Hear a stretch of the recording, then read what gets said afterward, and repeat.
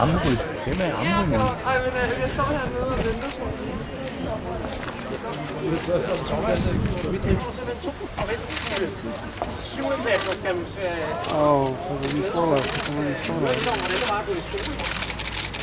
så det håber vi både Henning og Troels er ved.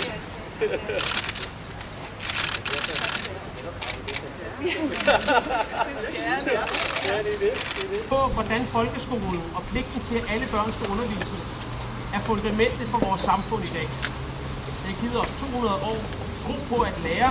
En gave til os alle sammen, at vi har muligheden, ikke bare ret, men faktisk også pligt til at få uddannelse. Det er faktisk ikke skolepligt, men her i Danmark er det alligevel sådan, at langt de fleste.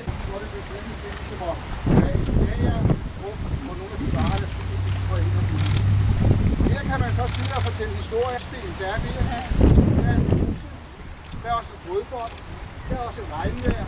Og der er altid nogle historier, men så kommer I tanker op, man kan fortælle sine børnebørn, når man sidder på fortællehånden. Og det er rigtig smukt, at I siger der, ja. Før de kunne komme i skole, for før 1814 var der ikke mange, der kunne vende dem. Og det undervisning, det var derhjemme. Deres far og mor underviste. Så godt de kunne. Og de kunne hverken skrive eller...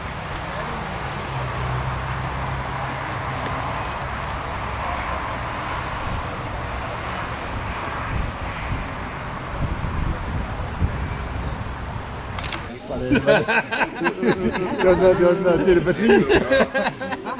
Det var